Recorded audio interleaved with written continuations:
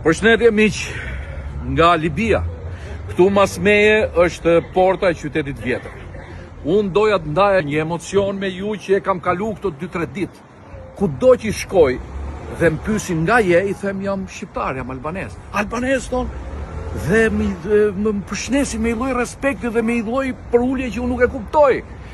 Dhe me thonë drejtën, takohem me ambasadorin që kemi ne në Tiranë dhe i them që, orë zoti ambasador, për qa ndodhë që kur unë i them shqiptar, këta më shofin me i shikim tjetër dhe edhe kërkojnë që të më respektojnë më shumë.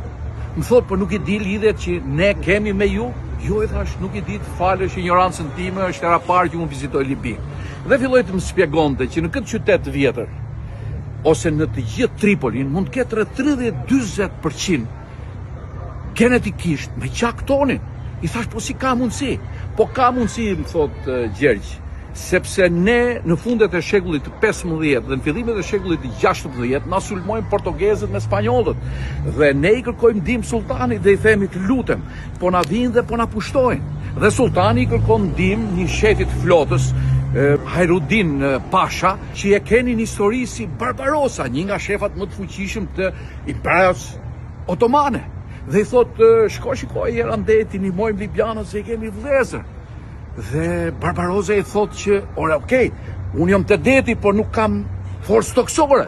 Dhe i thot, hodhe Jerane nga do malet e tuja dhe krijoj një batalion, krijoj një njësi të fortë. A i merë rreth 2.000-2.500 malsor nga malet tona dhe vjen në Libi. Dhe zbarkon në një tokë që më mbrapa u quajt Homs.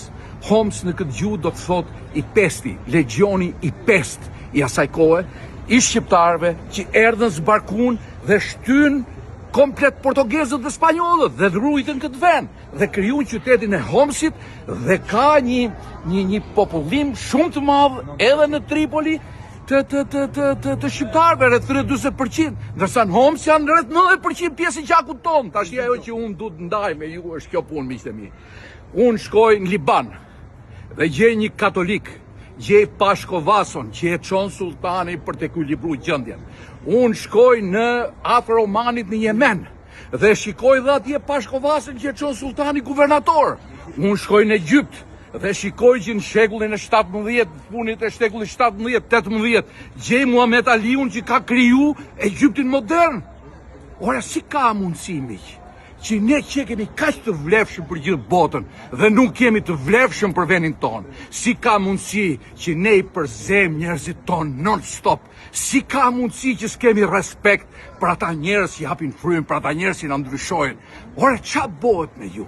Qa bëhet me ju që vetëm boni teatr, si kur ju dhimbse ai vend? Dhe ka ngel pjesa më e keqe atij vendi dhe pjesa më e mirë e jona ikën dhe kontribon për potën.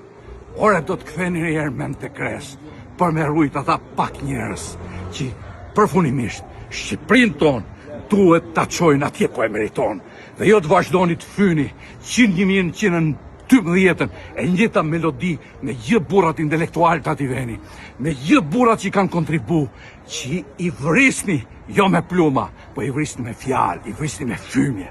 Torë për ju dhe boni të gjithë bashkë si politik për ta çuar këtë vend përfundimisht atje ku e meriton. Ndryshe, do marrim edhe ne çaklla, do ikim pranë. Respekt e miq edhe një gjojnë i fjalët e këtij burrit shpirtit vet.